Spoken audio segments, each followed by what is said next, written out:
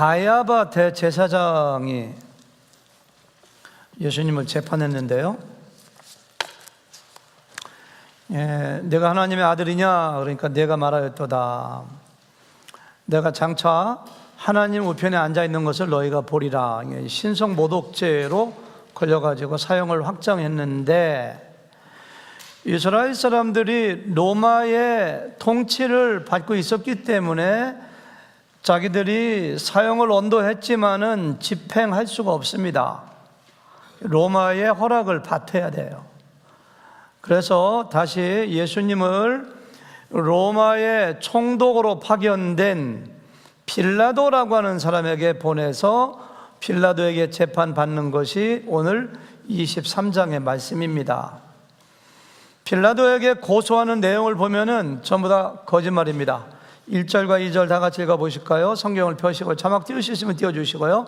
자, 누가복음 23장 1절 2절 말씀 다 같이 시작. 무리가 다 일어나 예수를 빌라도에게 끌고 가서 고발하여 이르되, 우리가 이 사람을 보매 우리 백성을 미혹하고 가이사에게 세금 바치는 것을 금하며 자칭 왕 그리스도라 하더이다. 다 거짓말이에요. 거짓말은 무조건 되고 나쁜 겁니다. 요한복음 8장 44절에 보니까 마귀가 거짓말장이요 거짓의 아비라는 것은 거짓의 원조이거든요. 우리가 거짓말을 하게 되면 그 거짓말이 마귀에게서 와요.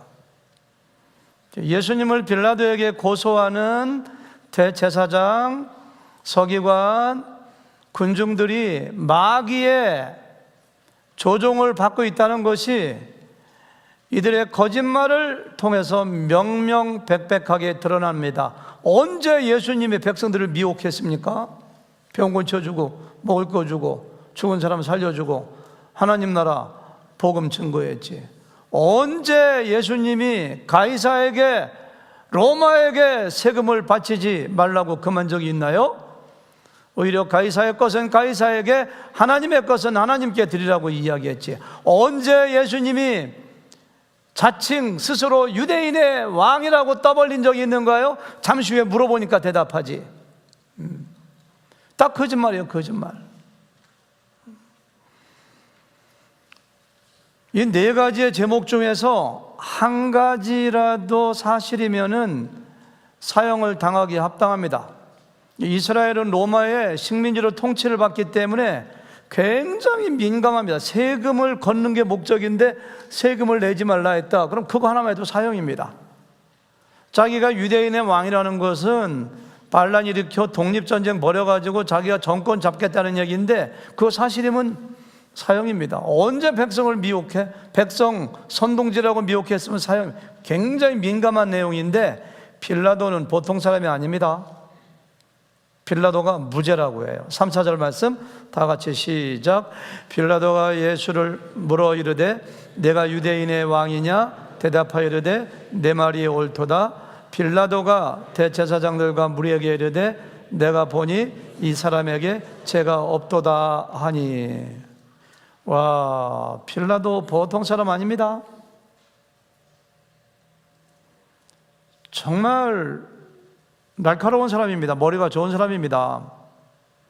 내가 유대인의 왕이냐? 내가 말하였도다. 그러면 그거 가지고 사형시켜야 돼요.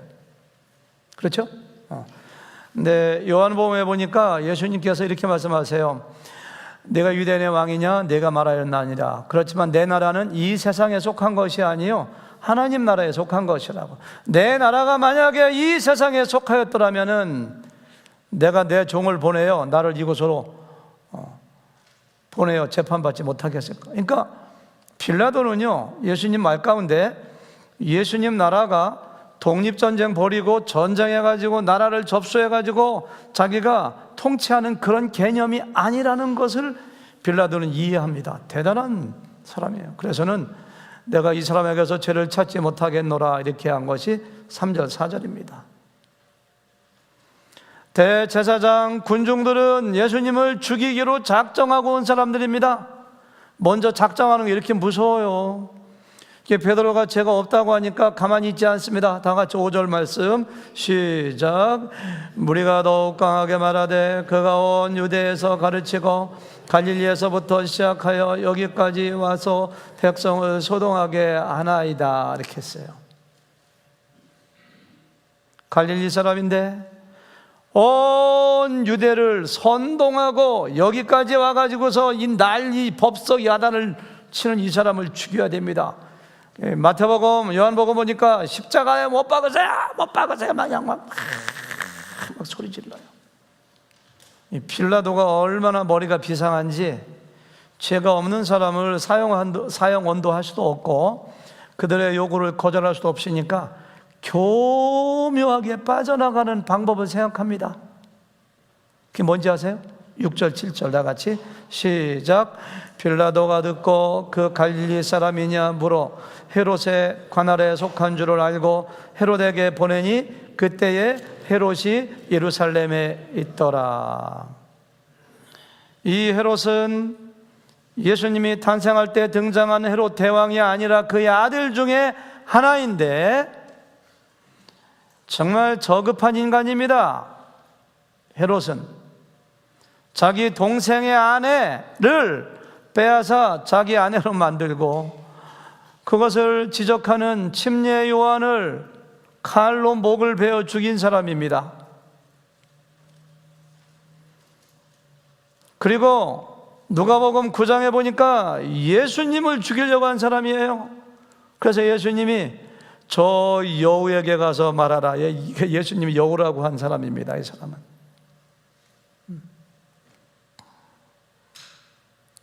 이 사람은 사람 죽이는 것을 서슴지 않는 사람입니다.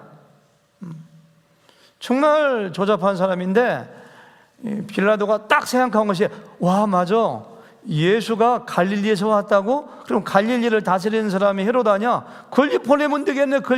그래서 걸리 보내는 거예요. 8절부터 9절까지 다 같이 시작. 헤롯이 예수를 보고 매우 기뻐하니 이는 그의 소문을 들었으므로 보고자 한 지 오래였고 또한 무엇이나 이적 행하심을 볼까 바라던 연고로라. 여러 말로 물으나 아무 말도 대답하지 아니하시니 대제사장들과 서기관들이 서서 힘써 고발하더라. 헤롯 왕은요 분봉왕인데요, 정확한 이름은 헤롯 안티파스라는 사람인데 예수님을 이렇게 끌고 이렇게 오니까 굉장히 애처럼 막 좋아해. 펄펄 뛰어. 좋아하는 이유가 두 가지인데요, 예수님에 대한 소문을 많이 들었다고 되어 있어요. 근데 성경에 보니까요, 누가복음 8장 2절에 보니까 헤롯의 청지기 구사, 그러니까 헤롯 왕의 집에 있는 관리인이 이름이 구사인데 구사의 아내 요한나가 예수님의 훌륭한 여제자입니다. 그러니까 요한나가 예수님에 대하여 자기 남편 구사에게 이야기를 많이 했고 구사가 헤롯에게 예수님이 기적을 행한다, 예수님이 하나님의 아들이다, 예수님이 구원자다, 예수님이 이런 분이다라고 얘기를 많이 해서 좀 많이 들었고요. 요한복음 13장에 보니까요, 안디옥 교회의 핵심 멤버 중에 한 사람이 헤롯의 젖동생 마엔나라고 하는 사람이에요. 헤롯의 젖동생 마엔나가 이렇게 되어 있거든요. 그러니까 젖동생이라는 것은 헤롯을 젖먹인 유모의 아들이 바로 그 헤롯의 이복, 말하자면 딴 동생이기 때문에 그 사람 통해서 예수님에 대한 얘기를 많이 들었을 거예요. 그리고 성경 다른 곳에 보니까요, 사람들이 말하기를 누가복음 9장에 보니까 헤롯 왕에게 가서 예수님에 대해서 소문낼 때 당신이 죽인 요한이 환생했다고 막 얘기하고 죄책감도 느껴지고 때로는 막 두렵기도 하고 예수가 어떤 분인가 보고 싶기도 하고 또 기적을 일으킨다니 기적을 행하는 것 좀 보고 싶기도 하고 이런 여러 가지 마음으로 예수님을 보기 원해가지고 자기한테 재판반으로 보내니까 너무너무 좋아가지고서 이렇게 막 이것저것 물어보는 거예요. 여기 나오지 않으니까 여러 말로 물으나 예수님에 대해서 막 뭐 유치한 것도 물어보고 기적 좀 행해보라고 하고 당신 누구냐고 막 물어봐요. 그러니까 예수님은 그런 사람들하고 말을 섞지 않습니다. 개에게 진주를 던지지 말라고 했어요. 한마디 안 해요. 그러니까 헤롯이 보기에는 바보처럼 보였는가 봐. 예수님이 아무 말도 없는 묵비권을 행사하니까 별거 아니네 이렇게 생각했는가 봐요. 그래서 어떻게 했나 보세요. 11절 12절 다 같이 시작. 헤롯이 그 군인들과 함께 예수를 업신여기며 희롱하고 빛난 옷을 입혀 빌라도에게 도로 보내니 헤롯과 빌라도가 전에는 원수였으나 당일에 서로 친구가 되니라. 빌라도가 헤롯을 세워주기 위하여 보낸 것처럼 되니까 서로가 친구가 됐고요. 침례 요한이 환생해가지고 예수가 됐다는 얘기도 들어서 죄책감 때문에 두려워도 했는데 만나서 물어보니까 별거 아니라고 생각했는지 희롱하고 업신여기고 조롱하기 위해서 빛난 옷을 입혀가지고 다시 그냥 빌라도에게 보내는 모습이 여기 나와 있어요. 헤롯에게도 재판을 받으신 거예요. 빌라도는 예수님이 돌아왔으니까 정말로 뜨거운 감자입니다. 마음이 부담이 되기도 하고 사형을 언도할 수도 없고 그렇다고 또 석방할 수도 없고 정말 딜레마예요. 다시 한번 재판을 시작합니다. 13절부터 15절까지 두 번째 재판 빌라도의 시작. 빌라도가 대제사장들과 관리들과 백성을 불러 모으고 이르되 너희가 이 사람이 백성을 미혹하는 자라여 내게 끌고 왔도다. 보라, 내가 너희 앞에서 신문하였으되 너희가 고발하는 일에 대하여 이 사람에게서 죄를 찾지 못하였고 15절 헤롯이 또한 그렇게 하여 그를 우리에게 도로 보내었도다. 보라, 그가 행한 일에는 죽일 일이 없느니라. 세 번씩이나 얘기해요. 내가 그를 이렇게 신문해보고 이렇게 신문해보고 저렇게 신문해봤지만은 그에게서 어떠한 죄도 찾지 못했다. 헤롯도 신문하고 재판하다가 죄를 찾지 못하니까 나한테 보내지 않았느냐. 아무리 훑어봐도 죽일 만한 일을 한 일이 없는 사람이다 이렇게 얘기해요. 그러니까 빌라도 정말 이상한 사람입니다. 빌라도도요, 누가복음 13장에 보니까 갈릴리 사람 제사 지내는 사람에게 군대를 보내가지고 제사 지내는 갈릴리 사람을 죽여가지고 피를 제물에 섞은 사람이 빌라도거든요. 이스라엘 통치하는 사람으로서 사람 죽이는 걸 우습게 하는 사람입니다. 이 사람이 아주 야망 있는 정치가예요. 이스라엘 백성들이, 군중들이, 대제사장이, 종교인들이, 지도자들이 예수님 고발하고 죽이자고 하면 못 이기는 척하고 그래 죽여하면 끝날 텐데 그냥 3번, 4번, 5번씩 아무런 죄가 없다고, 죽일 만한 일이 없다고, 헤롯도 죄가 없다고 그렇게 얘기하는 거예요. 이렇게 이야기한다고 해서 이스라엘 사람들이 가만히 있을 사람들이 아닙니다. 요한복음에 보니까 그냥 십자가에 못 박으라고 막 소리를 지르고 막 그냥 밀란이 일어날 정도가 돼 막 그렇게. 그러니까 빌라도가 두 번째 생각한 전략이 있는데요, 예수님을 어떻게 하면 놓아줄까 생각한 것이 바로 뭐냐면은 예수님을 때리는 거예요. 채찍으로 때리는 건데, 지난번에 이야기한 것처럼 로마의 군대가 때리는 그 채찍이라고 하는 것은 가죽에다가 뼈와 납을 달아가지고 옷을 벗긴 다음에 한 대 내려치면 뼈 조각에, 납 조각에 살찜이 묻어나는 무시무시한 고문을 가해가지고 정말 사람들로 하여금 예수님을 불쌍하게 보이도록 만들어가지고 석방해야 되겠다 싶어가지고 요한복음은 뭐 그렇게 돼 있어요. 그래가지고서 16절 읽어볼까요? 16절 시작. 그러므로 때려서 놓겠노라. 이게 그런 뜻이에요. 22절도 다 같이 시작. 빌라도가 세 번째 말하되 이 사람이 무슨 악한 일을 하였느냐. 나는 그에게서 죽을 죄를 찾지 못하였으니 때려서 놓으리라 하니 이렇게 해요. 그래, 예수님을 채찍으로 사정없이 내리쳐가지고 예수님의 머리에 가시관에서 피가 흐르고 온몸에 피가 흐르고 살땀이 떨어져 나가고 그 무시무시한 참혹한 예수님을 법정으로 데리고 나와서 사람들에게 얘기합니다. 이 사람이 바로 너희가 죽이라는 예수다. 그래도 내가 죽여야 되겠느냐. 그래서 동정심을 유발합니다. 사람들이 얼마나 마음이 완악하고 강팍해졌는지, 자기의 교권과 자기의 기득권을 위해서 이스라엘 대제사장들과 군중들이 거기서도 조금도 동정심을 보이지 아니하고 십자가에 못 박아라 그냥 막 소리를 막 질러요. 그러니까 빌라도가 집요합니다. 빌라도도 정말 예수님을 죽이기 싫어해요.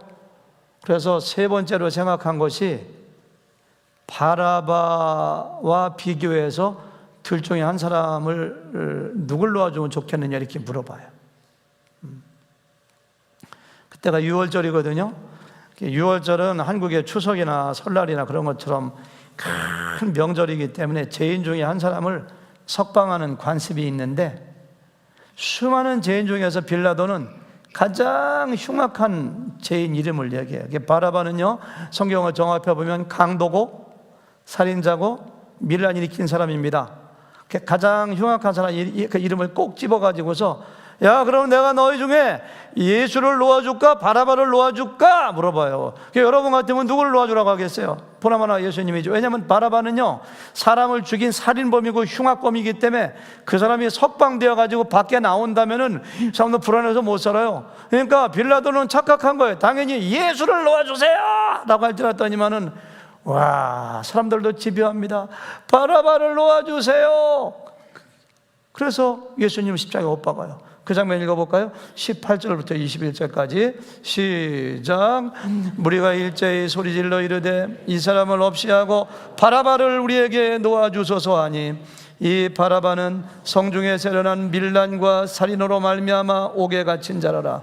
빌라도는 예수를 놓고자 하여 다시 그들에게 말하되 21절 시작. 그들은 소리질러 이르되 그를 십자가에 못 박게 하소서, 십자가에 못 박게 하소서 하는지라 했어요.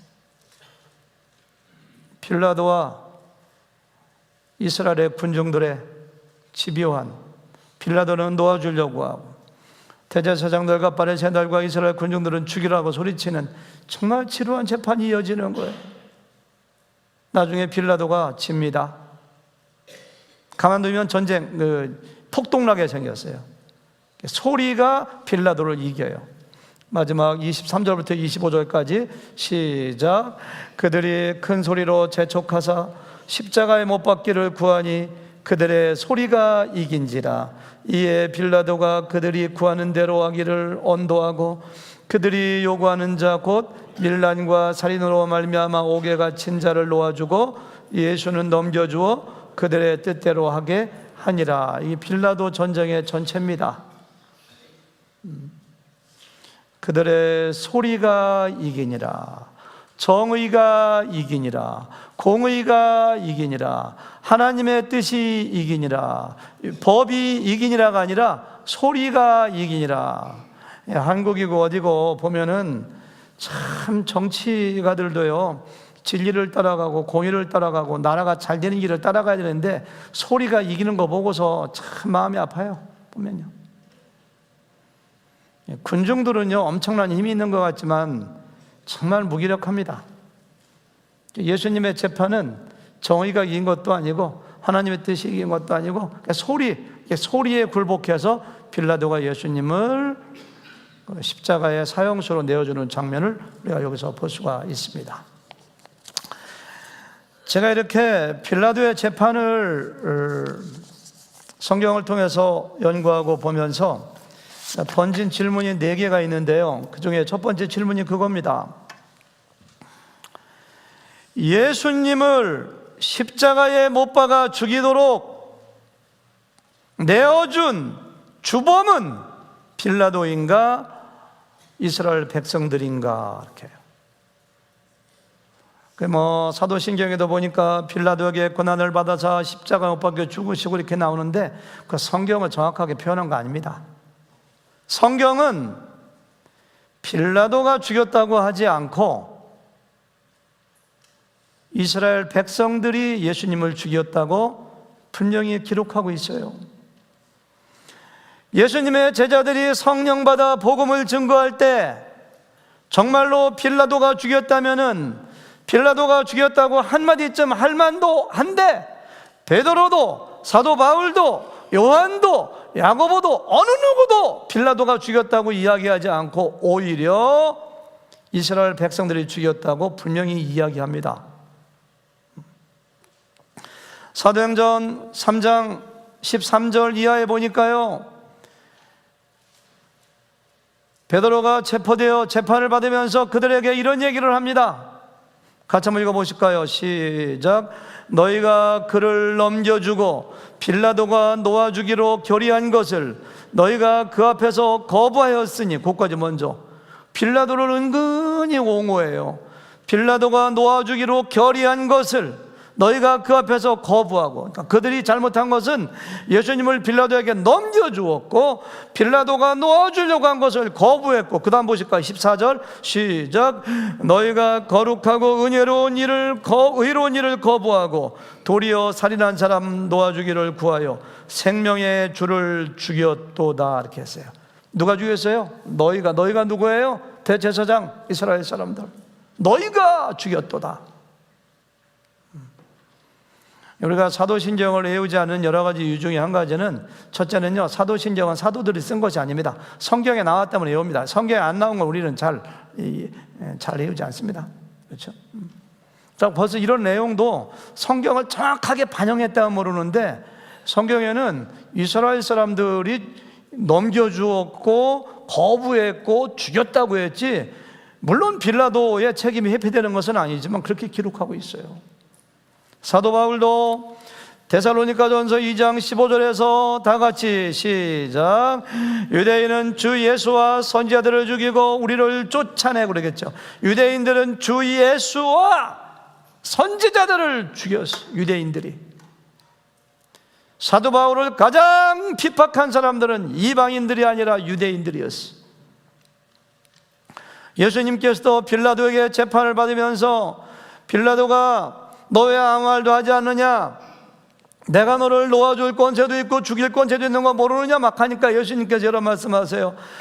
그러므로 나를 내게 넘겨준 자의 죄는 더욱 크다. 이렇게 해요. 나를 너에게 넘겨준 자들의 죄가 더욱 크다. 누가? 유대인들의 죄가 더욱 크다는 거예요. 빌라도는 어떻게 보면 좀 안쓰러워요.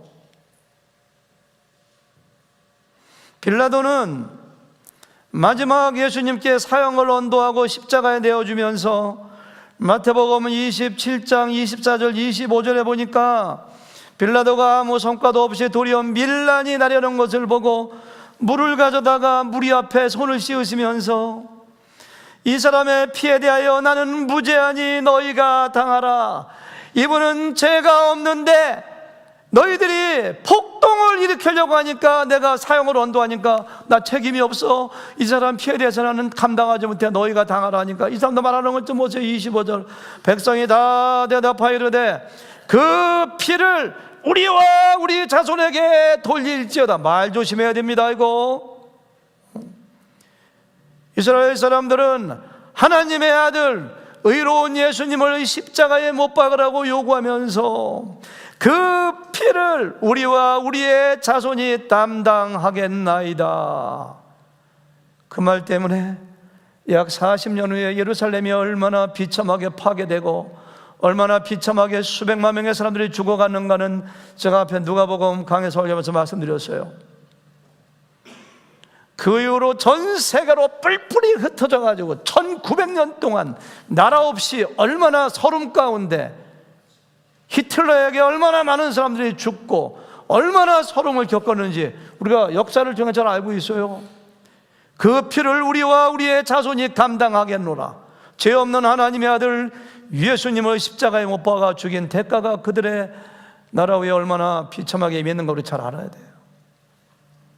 제가 두 번째 던진 질문은 그겁니다. 그렇다면은 빌라도는 왜 그렇게 예수님을 놓아주려고 했는가? 정치가들은 인기를 먹고 삽니다. 빌라도는 로마에서 파견된 집정관이고 총독입니다. 세금 잘 거두고 나라가 안정되고 반란이 일어나지 않으면 됩니다. 그러니까 이스라엘의 지도자들하고 잘 지내야 됩니다. 그들이 뭐 제목을 4가지 이야기하면서 죽이라고 하면 그냥 마지못해 그러지 뭐 하면 끝나는 건데, 왜 그렇게 예수님을 도와주려고 하고 석방하려고 했는지 저는 잘 이해가 안 돼요. 그게 그러면 깊이 제가 그 빌라도 입장에서 성경을 통해서 분석해 보니까요, 제가 3가지 답을 얻었는데요. 첫 번에는요, 빌라도도 양심 있는 사람입니다. 아무나 죽이면 안 돼요. 빌라도는 예수님은 철저하게 죄가 없다고 무죄를 확신했어요. 아무리 봐도 죽일 데가 없어요. 죄가 없는 분이에요.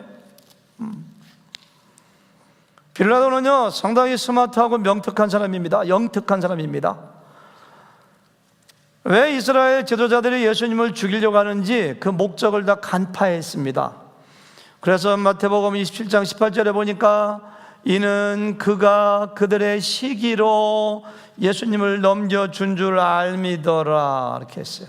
예수님의 인기가 올라가고 백성들의 마음이 예수님께 향하고 종교적인 기득권을 빼앗길 것 같으니까 시기하고 질투해서 예수님을 죽이려고 한다는 사실을 날카롭게 간파하고 그 작전에 말려 들어가지 않습니다. 두 번째는 왜 그런 예수님 죽이는 것을 반대했는가? 예수님 죽이는 것을 두려워했습니다. 요한복음 19장 7절 이하에 보니까 유대인들이 빌라도에게 이것저것 고소하다가 안 통하니까 마지막에는 종교적인 이유로 들어서 저가 자기가 하나님의 아들이라고 하는데 어떻게 안 죽입니까? 하니까 빌라도가 그래? 그러면 죽여야지. 그게 아니라 그다음 보니까 빌라도가 이 말을 듣고 더욱 두려워하여, 그러니까 빌라도는요 예수님이 하나님의 아들일지 모른다는 사실을 믿은 거예요. 사실은 그래 하나님의 아들이라고 주장해서 그래서 못 죽이는 거예요. 심지어는요 빌라도의 부인이 이름이 클라우디아라고 하는 여자인데요, 자기의 친정아버지가 로마의 황제가 됩니다 나중에. 근데 클라우디아가 오늘도 꿈 얘기하셨는데 클라우디아가 밤에 잠을 자다가 꿈을 꾸는데요 예수님 꿈을 꾸는 거예요. 그래서 재판하는 현장에 종을 보내가지고 남편한테 쪽지를 보냅니다. 저 사람은 죄가 없습니다. 의로운 사람입니다. 옳은 사람이니 저 사람하고 엮이지 마세요. 그러니까 저 사람은 내가 지난밤에 저 사람 때문에 심란한 꿈을 꾸었습니다. 이렇게 얘기해요. 그러니까 베드로가 그거 보고서 어떻게 죽이겠어요?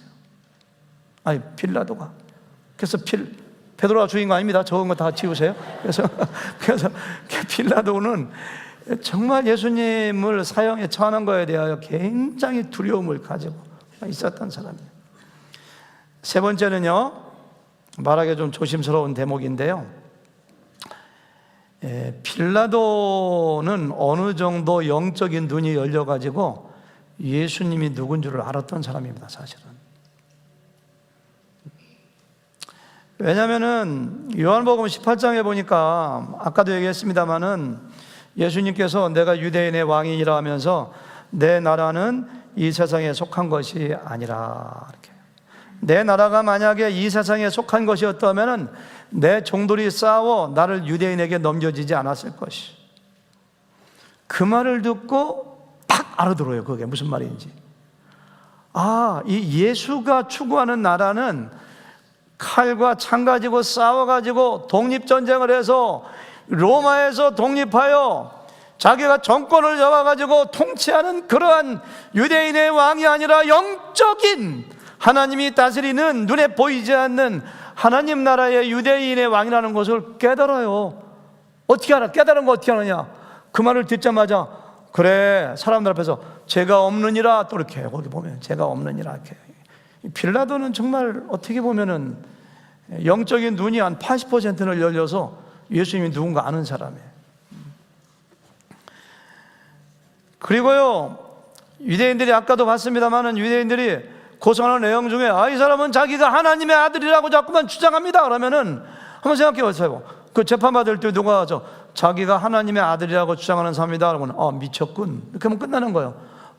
정신 나갔군, 아이고 이게 완전히 거짓말쟁이군, 죽여 이렇게 하면 끝나는데 하나님의 아들입니다 하니까 이 말을 듣고 더욱더 두려워하더라 이렇게 했어요. 아까 얘기했죠. 그러니까 예수님이 하나님의 아들일지 모른다, 예수님이 하나님의 아들이다라고 하는 그 지식과 그러한 개념을 가지고 있던 사람이 바로 빌라도입니다.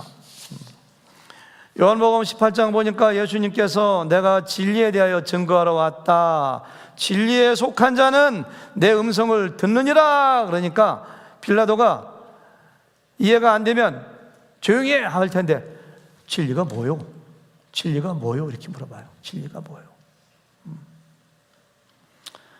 그러니까요, 빌라도는요, 영적인 눈이 열렸고 영적인 귀가 열렸고 예수님이 하나님의 아들이요, 진리요, 구원자요, 정말로 영적인 이스라엘 나라, 유대를 통치하는 왕으로 오셨다는 지식을 가지고 있던 사람이었기 때문에 예수님을 석방하려고 애를 썼어요. 그러고 보니까요, 빌라도는 어떤 사람이냐면은, 제가 만약에 빌라도의 묘지에다가 묘지명을 쓴다면은 예수님을 만나고 예수님을 알고 구원받을 뻔한 사람, 뻔자를 빨간 글씨로 팍 써놓을 것 같아요. 구원받을 뻔한 사람이 바로 누구냐면 빌라도예요. 빌라도는 예수님에게 십자가 사형 언도를 해서 불행한 사람이 아니라 구원받을 천국의 문턱까지 갔다가 받지 못한 그것 때문에 그 사람은 불행한 사람입니다. 전해지는 말에 의하면 빌라도의 아내 클라우디아는 구원을 받았다고 해요.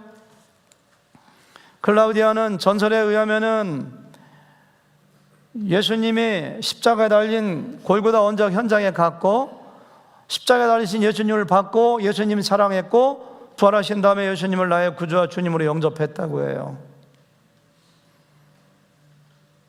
그래서 초대 교부인 오리겐이라고 하는 교부는 클라우디아는 예수 믿고 구원받아 예수님의 여제자가 되었다 이렇게 기록하고 있고요. 그리스도 정교회와 이집트의 koptic 교회는 클라우디아를 성녀로 이렇게 추앙하고 존경하고 있다고 해요. 근데 빌라도는 모르겠어요. 빌라도가 나중에 어떻게 죽었는지, 정말 예수님 믿었는지 안 믿는지 모르지만은 적어도 성경에 기록이 안 됐으니까 그가 만약에 예수 믿지 않고 구원받지 못하고 영원한 지옥불에 던져졌다면은 그는 정말로 불쌍한 사람입니다. 왜? 영적인 눈이 어느 정도 열렸어요.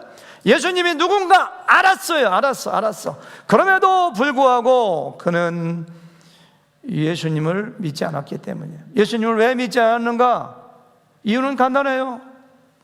요한복음 19장 12절에 보니까요, 그가 예수님을 그 십자가에 내어준 결정적인 말 한마디가 있는데요, 유대인들이 이렇게 얘기합니다. 이 사람을 놓아주면 가이사의 충신이 아니니이다.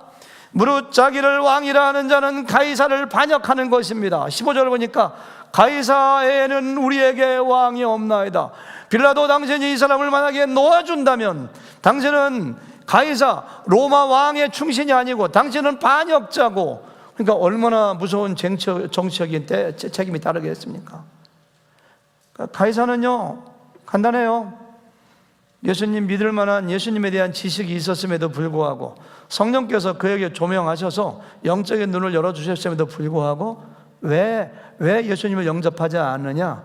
공의에 의한 재판보다는 자기의 이익을 추구하는 정치적인 재판을 했기 때문이에요. 다른 말로 말하면은 진리보다는 세상의 것을 더 사랑한 사람이 바로 이 사람이에요. 구원보다는, 나의 영혼의 구원보다는 그 현실적인 면들이 더 중요했기 때문에 예수님을 영접하지 않은 사람이 바로 이 사람이에요. 여러분 꼭 기억하세요. 우리가 받는 구원은 값없이 하나님의 은혜로 믿음으로 공짜로 받는 것이 우리의 구원이지만, 믿음으로 신앙을 고백하고 구원을 받을 때는 무엇인가를 손에서 놓아버리거나 희생하거나 포기해야 된다는 걸 꼭 기억해야 됩니다. 뭐라고 했습니까? 구원은 값없이 받지만은 믿음으로 구원받을 때는 무엇인가를 희생해야 된다고요. 제가 저희 집안에 7대 장손인데요, 저희 아버지는 6대 장손이죠. 장남 이렇게. 그러니까 제사가 1년에 뭐 한 20번 가까이 됩니다. 우리 어머니는 1년 내내 제사만 지내다 말아요. 제가 중학교 때, 고등학교 때 저희 아버지에게 가끔 같이 반매다가 일하다가 분위기 좋아지면 제가 어렵게 용기 내서 한마디 합니다. 아버지도 교회 다니시죠? 이렇게 얘기합니다. 그러면 제 아버지는 장남의 말을 굉장히 존중해가지고서 아무 말도 안 해요. 그거 가지고 야단치지 않고, 표정을 보면 그때는 몰랐는데 지금 생각하면은 장남이 교회 다니라는 말을 굉장히 기특하게 여기셨던 것 같아요. 이렇게 흐뭇해 하셔. 고등학교 2학년, 3학년 돼서 그 얘기를 자꾸 하니까, 야, 생각해봐라. 내가 어떻게 교회를 나가냐? 너나 나가. 왜요? 그러면, 야, 아버지가 그 집안에서 장손이고, 내가 교회 나가면 집안, 그러니까 저희 아버지가 40대, 50대니까 집안 어른들이 나한테 뭐라고 하겠냐? 얼마나 창피하냐? 그러니까 너나 잘 나가라. 가시더라고요. 우리 아버지는 가끔 시골교회에서 부흥하게 되면 교회 나가서 교회 전사님이 하도 오라고 하니까 앉아서 은혜도 받고, 한 사나흘 정도 부흥회 끝나면 그거 대단하네, 교회 다녀야 되겠네, 막 이렇게 하죠. 근데 빌라도처럼 예수님이 누군가는 알아요. 교회 다니면 좋은 것도 알아요. 거기 구원 있는 것도 알아요. 당신 아내도 열심히 나가고, 아들도 열심히 나가고, 딸도 열심히 나가고, 나갔으면 하는데 나가기에는 희생할 게 너무 많아. 제사도 안 지내야 되고, 집안 어른들한테 풀자식이라고 혼나야 되고, 사회적인 그 눈초리, 체면도. 그러니까 교회를 안 나가시더라고요. 나중에 제가 우수한 성적으로 대학을 졸업하고 교사가 되어가지고 나이가 장성해서 복음을 증거하니까, 그때서는 예수님을 영접하기도 하고, 그래도 교회 나와야 하니까, 야, 나중에 더 늙으면 나갈게.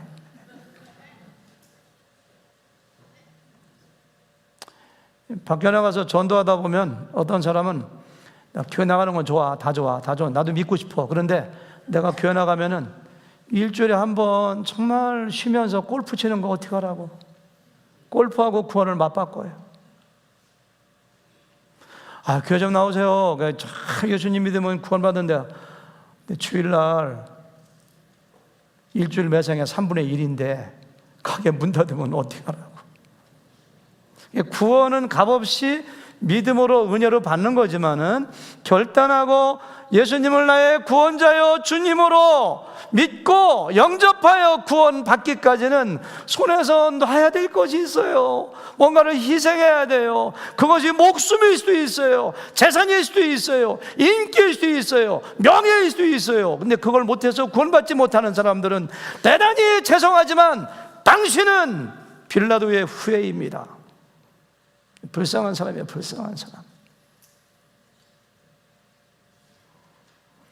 여러분들이 믿음으로 예수님을 나의 구원자여 주님으로 고백하고 믿고 영접하여 예배의 자리에 나와 하나님을 경외하는 하나님의 백성이 되었다면 여러분들 정말 축하합니다. 여러분들은 구원받으신 무엇인가를 희생했어요. 앞으로도 우리에게는 많은 기회가 와요. 어떤 걸 희생하고 어떤 걸 버리고 어떤 걸 선택할 것이냐. 구원받은 사람으로서 날마다 하나님의 영광, 주님의 뜻을 선택하는 저 여러분 되시기를 주님의 이름으로 축원합니다.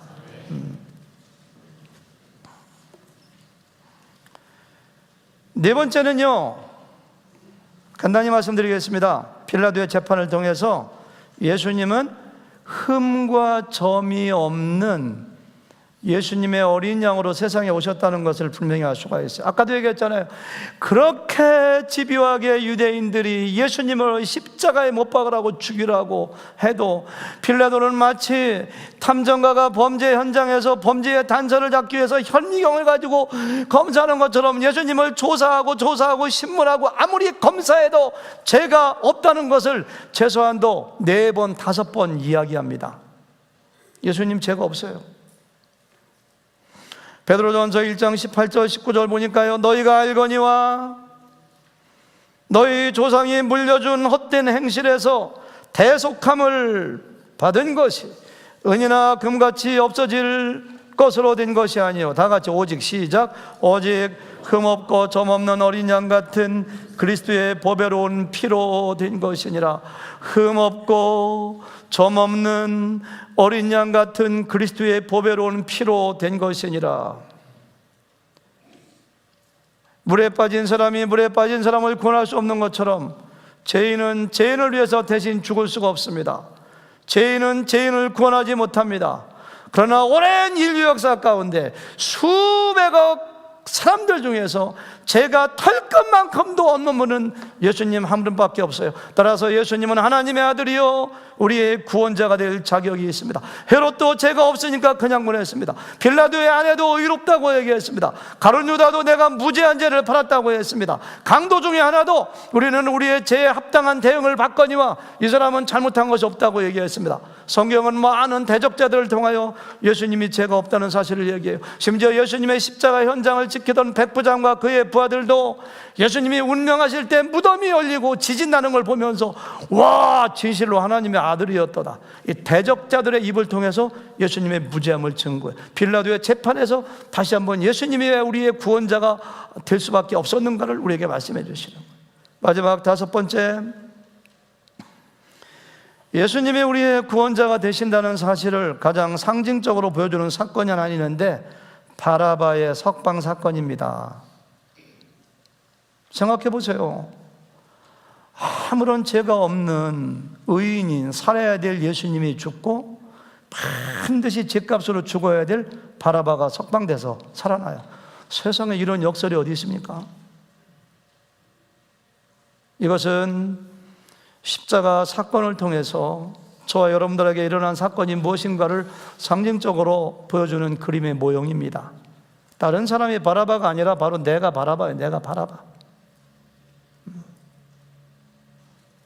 바라바가 강도요, 살인자요, 밀란 일으켰는데요, 하나님이 보시기에는 모든 사람이 죄를 범하여 하나님의 영광에 이르지 못한 죄의 작은 사망이에요. 내가 그 자리에 죽어야 돼요. 내가 죄값으로. 네, 예수님께서 십자가에 나를 대신하여 죽으심으로 내가 석방된 거예요. 내가 의롭게 된 거예요. 그래서 고린도후서 5장 21절을 보니까 다 같이 읽어볼까요? 시작. 하나님이 죄를 알지도 못하신 이를 우리를 대신하여 죄로 삼으신 것은 우리로 하여금 그 안에서 하나님의 의가 되게 하려 하심이라. 죄를 알지도 못하신 이를 우리를 대신하여 죄로 삼으셨다고 했어요. 제가 그 예수라고 하는 영화를 그 전에 본 기억이 나는데요, 다른 기억도 생각이 많이 나지만은 패션 오브 크라이스트도 이렇게 봤습니다만, 그 예수라는 영화에 보면은 석방되는 바라바의 저는 표정을 아직까지도 잊지 못해요. 바라바가 감옥에서 석방돼서 나오는데요, 자꾸만 뒤를 쳐다보면서 표정 연기를 기가 막히게 합니다. 표정이 내가 왜 석방되었지? 내가 왜 석방되었지? 하면서 이렇게 만지면서 자꾸만 그 빌라도의 감옥적을 쳐다보면서 이렇게 다가 골목으로 사라지는 모습을 봐요. 빌라도는 자기가 왜 구원받았는지, 왜 석방되어 죽지 않았는지 그걸 몰라온 것 같아요. 나중에 알았는지 모르지만. 어쩌면 이것이 우리의 모습이 아닐까요? 내 죄가 없어지고 내가 왜 의롭게 되었지? 내가 어떻게 하나님의 자녀가 되었지? 내가 왜 구원받았지? 믿음으로, 예수님이 죽으심으로. 좀 궁금해요. 바라바가 평생 동안 어떻게 살았을까? 나중에 예수님이 죽고 그 대신 자기가 대신 살았다는 걸 알아서 평생 예수님을 주인으로 모시고 믿으며 정말로 영적으로 구원받아 살았는가? 아니면 그 은혜를 모르고 또 개가 토한 것을 먹듯이 암흑새의 개가 사람 죽이고 그렇게 살았는지 모르겠어요. 예수님 때문에 우리의 죄가 용서되고 우리가 구원받아 하나님의 자녀가 되었다면 우리가 어떻게 살아야 될까요? 예수님께서 십자가 달려 죽으신 것은 다시는 나 자신을 위하여 살지 않고 누구를? 나를 위하여 십자가에 죽으셨다가 부활하신 예수님을 위하여 살게 하려 하심이니라. 우리의 삶의 목적은 하나님의 영광, 예수님을 위해 사는 것이고, 그래서 선교도 가고, 그래서 예배도 드리고, 그래서 선한 일도 하고. 여러분, 암흑세계에 돌아간 바라바가 되겠습니까? 아니면 예수님의 은혜를 생각하고 평생 신실하게 예수님을 위하여 사는 바라바가 되시겠습니까? 다시 한번 마음속으로 결단하시고 나에게 임하신 하나님의 구원과 은혜를 생각하며 날마다 거룩하게 하나님을 예배하며 은혜에 보답하는 마음으로 살아가시기를 주님의 이름으로 축원합니다. 아멘.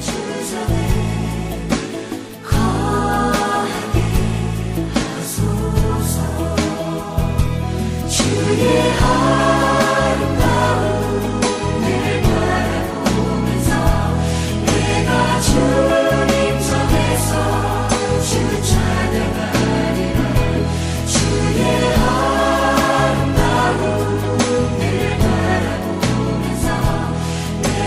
주